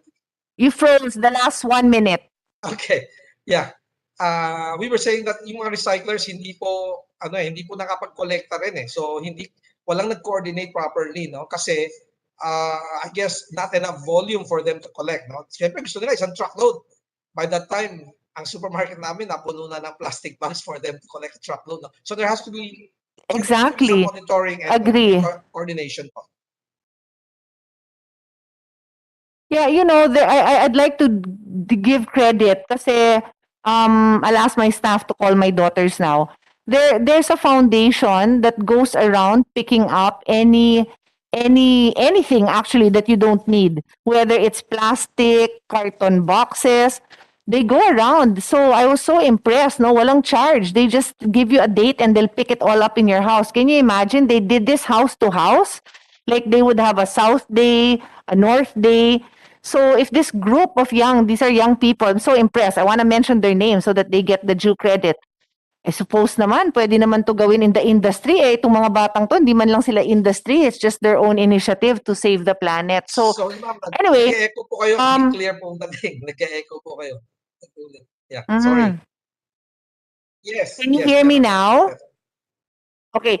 Now I was saying that I'm familiar with this foundation. It's a small group of young people who collect from the household anything that you are discarding, from carton to plastic to, I think, toys, anything. From what I recall, it's anything. So I'm just saying, if this group of young people can do it, I would imagine that between government and industries, we can also do it on a wider scale, di ba? Parang yung effort lang naman. And that's where I have hope, because the young generation is very conscious of this. When you said, nung pinuri niyo ko, it's not naman me, it's just that I'm exposed to this topic so much that I'm very guilty kung wala akong dala, and I like I said, I punish myself by having to carry that with my hands. It's very easy for young people to adapt to this, and I think a lot of them are. So that's the hope that we have. Anyway, I wanna be able. Huh? Is that sabi ng kids ko? So according to my kids, the name of the group that comes house to house to collect the junk that you don't need is Humble Sustainability. So for now, they don't do pickups, but they were doing pickups during the pandemic. And then siguro naman they expect people to do their part and do the drop off, which I feel is fair enough. Anyway, I just wanted to share that with you. Baka you can type with Madam Chair, them. I just wanted to say that QC has already stopped that program of surrendering second-hand plastic bags. So as it seems, back to square one tayo. Nag-ban na po ang QC eh. So sabi nila ban na, so you don't have to surrender used plastic bags. Okay, sige, let me I'll also contact Mayor Joy and find out what's going on with their project. Kasi at least naman the effort really is there, no? Yeah, anyway, to mention again, the name of the group is Humble Sustainability and Plastic Flamingo. Okay, thank you, sir, for your interventions. Very well appreciated. Let's now go to thank you, Sonia Mendoza, who has been a regular resource persons in our hearings, even way back during the time that I chaired the Committee on Environment. So go ahead, ma'am. Good afternoon, Madam Chair, and thank you very much for having us here. Well, we in Mother Earth Foundation and the other environmental NGOs support measures to reduce plastic pollution. And I would just like to ask, who will be charged the excise tax? Will it be the producers, and will the cost be passed on to the consumers? The 20 pesos per kilo at point the excise tax, will it be charged to the producers of plastic, and then will it be passed on to the consumers? Yeah. Well, I can just tell you what's in the bill. This is the House bill.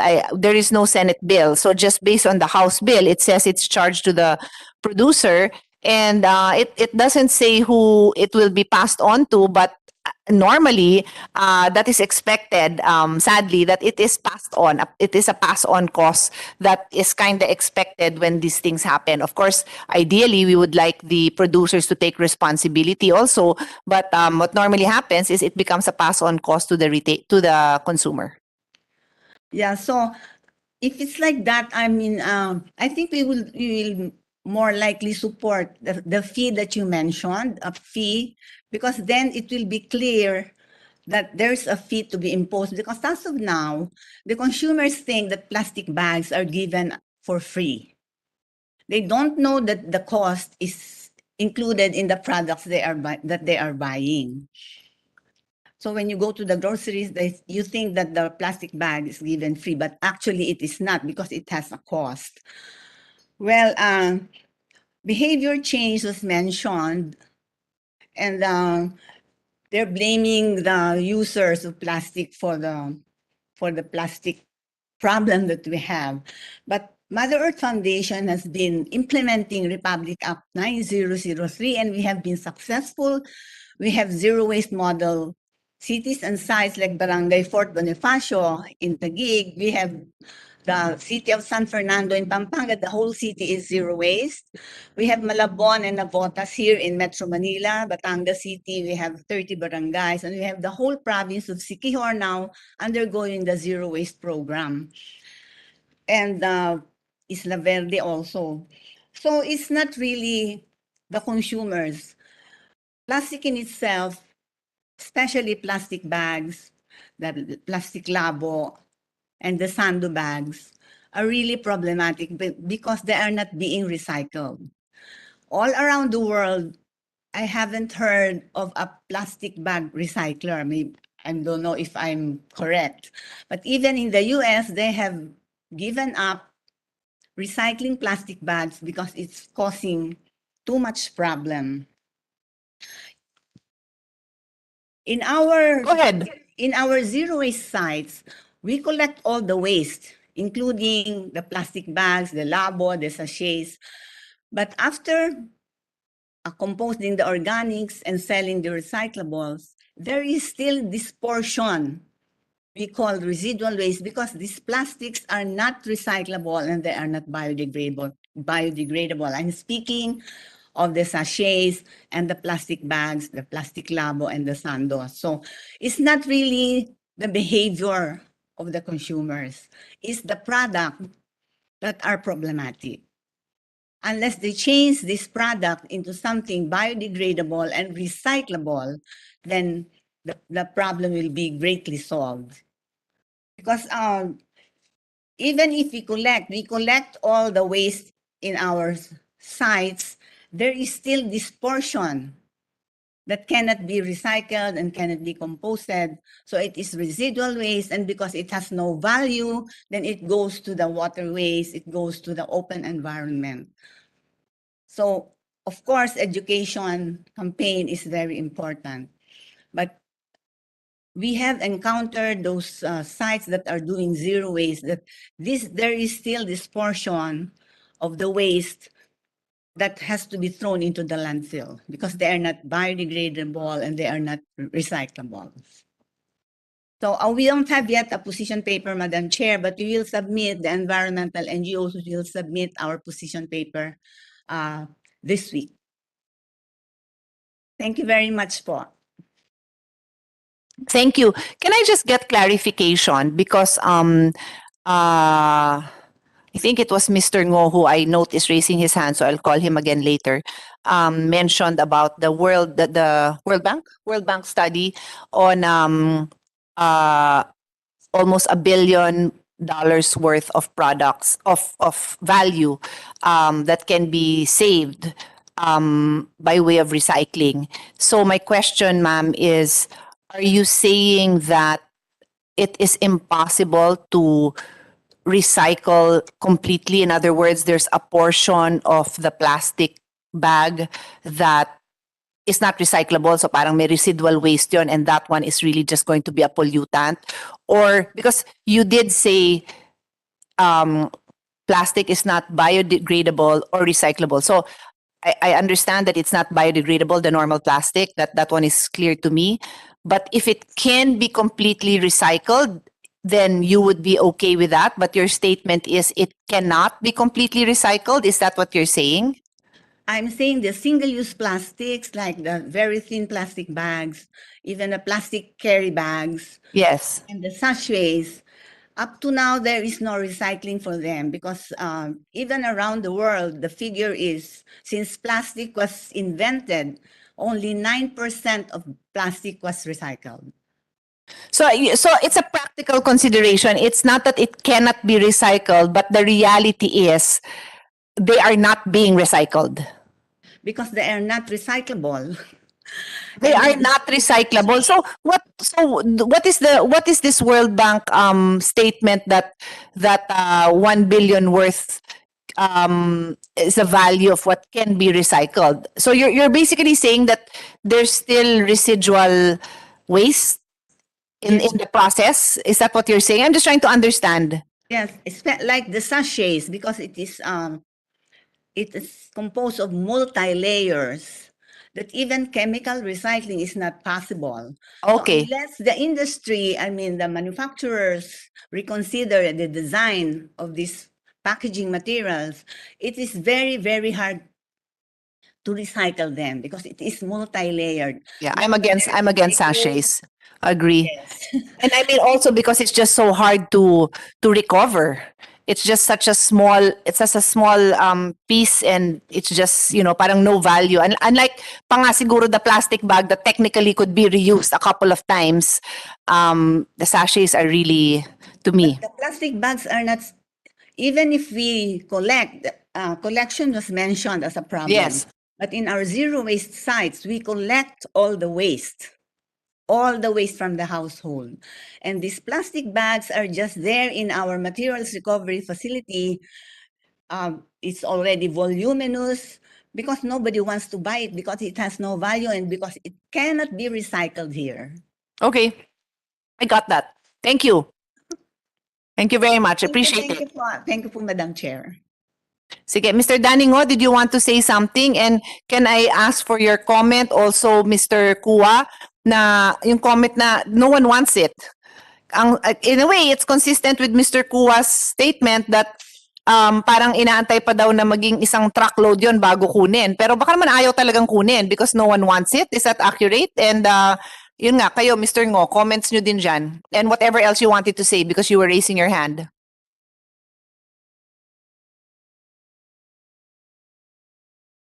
Thank you, Madam Chair. Yeah. Thank you, Madam Chair. Regarding sa recyclability, yeah, I understand every matter has end of life. But regarding sa sachets, one of our members has already made some gains in upcycling sachets into something else. This is post-consumer, hindi siya industrial waste sachet. Yeah, I think you can look into it, Sentinel Manufacturing. You can look into their website. You can look at Sentinel Upcycling in the Facebook page. Yeah, they were successful and they're promoting it because, Madam Chair, recycling entails additional costs. So yung product mismo lumalabas is medyo mas mahal ng konti. But there are people who are environmentally conscious who are really na, hindi bali mas mahal. Basta nakakatulong sa environment, we will get it. I understand, Ma'am Sonia, I understand your and this one. We want to work with you also, Ma'am. I hope we can get in touch together. And I hope you can attend our webinar. We're not here to bangga or anything. We want help. Let's help each other, diba? But just relaying to you regarding the sachets, the industry is really working, and there are some good outcome. Now, if you could see Sentinel Upcycling, the Facebook page, there are good outcome that because of what we're doing. Green Ants is also successful in some of endeavors in this one. So there, on regards to the plastic labo and bags, we have to see in this because it's made of HDPE, and HDPE is really in demand right now. Nasa short supply pa nga HDPE ngayon sa mga scrap, mga recyclers. I don't know why kung bakit kung ganun. I have to ask them kung bakit po, Ma'am Sonia. But if it's HD shopping bags, basta malinis po yan, marami pong gustong kumuha niyan. Yung labo ho, basta malinis po yan, marami pong gustong kumuha ho niyan. They really want it. It's HDPE. It's very versatile. It can be used to other products. With regards to the sachet, as I said, we have done out that, and we're working with other. Kaya nga, Ma'am Sonia, we also have worked with Dowchem, and Dowchem is introducing new packaging, new materials that could help make sachets more easily recyclable. Meron ho. It was just done recently, and if you want, I can connect you with Dow for you to be able to talk with them also. And Ma'am, we have also, as I've said earlier to Madam Chair, that we have a webinar coming this May 18. I hope you could attend. It's on biodegradable. Some UK companies introducing biodegradable product additive to enhance the plastic. And it's and I hope you could see it also. We'll be also asking them to introduce recycling equipment, modern recycling equipment to be introduced to the local market. So I hope this could help not only improve the local recycling industry, but also in redesigning the packaging. Thank you very much, Madam Chair. Thank you, Ma'am Sonia. Sige, go ahead. Go ahead, Miss Sonia Mendoza.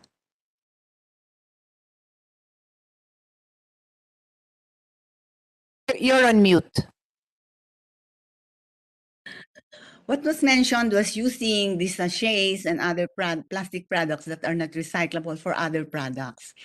For us in the environment, these are false solutions because you do not really address the root cause of the problem. We want a reduction of this problematic plastic packaging, like making them into eco bricks or furniture will not really solve the plastic pollution because it will not reduce the production of this problematic plastic packaging. And the other multinationals are bringing their plastic products to cement kilns to burn.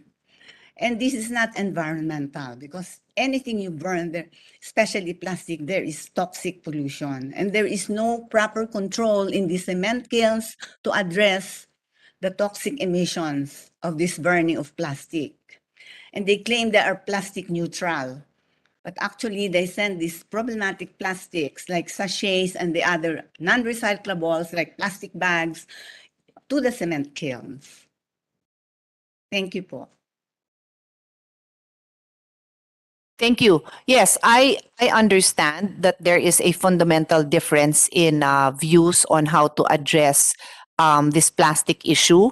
The industry is basically saying that they are doing what they can by way of recycling, and then the advocacy group of Mother Earth, led by Ms. Sonia Mendoza, is saying that that is a false solution. It is not a solution because the product itself is not biodegradable, and so you're just basically continuing to produce this kind of product. And although you may have found ways to put it to quote unquote better use, you make it into chairs, you make it into tables or whatever, that product will really just stay on earth and not be able to, unlike a human who will turn to dust. So that's the whole point. There is a fundamental difference. But what I would like to point out is that this is not the only case where different parties are coming from opposite extremes. I do believe that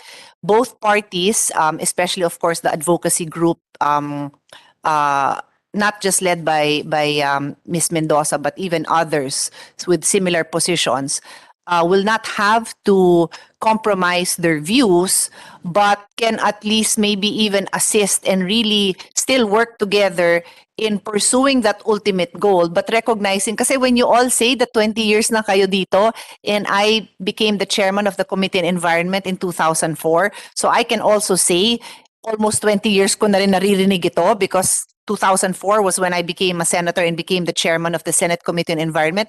Then we could have made more progress over 20 years. We could have. What I can say, though, is that the advocacy group and just the nature of information itself has produced a younger generation that is more concerned. My kids are so concerned, amazingly concerned, and so are all their friends, etc., etc. So that is one hopeful thing that we have. And so I do urge you to work together, diba? I am not asking anyone to compromise their views, but there can be ways that we can both improve. And by listening to Sonia Mendoza's advocacy and their ultimate goal, I would like to believe that we get closer to, I would like to believe that the industry is more than willing to shift to an alternative product if it is available, right? If it is available at the same cost, why not, right? I mean, you just need time to recoup your investments, etc., etc., and we can all help in making that happen. Unfortunately, I'm not aware, and I am willing to be educated that I'm not aware that there is that other alternative that is as cheap and as handy as plastic is, and that is why the culture of bringing a bag and going back to the bayong. I had this research. In 1933 lang naman na-create ang polyethylene plastic. Plastic, in other words, in England, 1933. So as of until 1932, wala naman plastic. Nabuhay naman yung mga tao, nakakapunta naman sa palengke, naiuwi naman nila yung pagkain, di ba? So pwede naman talaga that to say that it is impossible, it is not. Now, is it a little bit more inconvenient? It probably is. But if we get used to it, we can do it, di ba? So, ganun lang naman yun. Anyway, I don't need to educate you on this kasi alam nyo na yan. And to give context lang, the date 1979 is significant because apparently this is the date that the use of plastic bags spread worldwide. I'm curious to know why 1979. I don't know, but that's the data that I have. So, can we go back to pre-1978? I'm not aware. Maybe when I was a child, hindi ko nga masyado maalala yung mga malalaking plastic. Like if you buy a toy, wala namang malaking plastic bag yung toy store. Ngayon, meron na lahat ng size, di ba? Although many of them have naman the reusable bags. Anyway, we need to wrap this up. Mr. Kua is raising his hand. Sir, go ahead. Yes, ma'am. Just to enlighten the group, no? 1979 oil crisis. During the oil crisis, na-discover na, site, what you call this, byproduct ang plastics, no? Yung tapon ng oil, no? At tapos yun, doon nag-umpisa ang retail boom. So mula noon, hindi na tayo bumalik, no? Kasi nag-retail boom because of the convenience of buying stuff as much as you want, big plastic bags. Doon nag-umpisa. I'm saying that's tied into the retail boom, that use of plastics. Yes, ma'am. Yes, okay. I'd like to say lang, ma'am, that there is no perfect solution kahit anong panahon, no? It's just that we have to coordinate and cooperate with each other so that in stages we can get to where we want to go, no? Kasi this has to be done in stages. I don't think. And I agree. Like I said, if we started coordinating and cooperating, I'm just going to use my own timeline in 2004 or kahit nung nauna pa sa akin, kahit nung wala pa ako, di 20 years na tayong may asenso, diba? So that's why I do recommend that we work together and we do not resist the change. No, in as much as advocacy groups would not want to see a day more go by that the environment is being degraded, but the reality is it's happening unless we start implementing and put certain timelines to try to achieve with the goal in mind of achieving that. Sige, I need to wrap this up. So last statement na, Ms. Mendoza. We have been also in touch with Nestle, with Unilever, and the other groups that have been producing these problematic plastics. We have a dialogue, but it seems that, of course, profit is it's a business, so they have profit and they have big profit in this sachet production. But we really needed to change the narrative that the consumers are not the ones at fault. It's the manufacturers, because who are the manufacturers of these products that are problematic? So it's not the consumers who are at fault. Noted. You need to Okay. change the product. So, okay, thank you so much for everyone. I do believe this was a fruitful discussion. I thank everyone who took their time to participate. At least we did not add to air pollution by me requiring you to be physically present, right? nakasave tayong lahat by staying home. Ako lang ang bumiyahe. I thank the staff, the secretariat, my staff for being here to support this hearing. I will adjourn. We will feel free to get in touch with us, send us your further comments. But I'd like to believe that we all have a common goal, which is to really make this a better country, a cleaner, safer, more environmentally friendly country for the sake of our children and the future generation. Maraming salamat, everyone. This hearing is adjourned.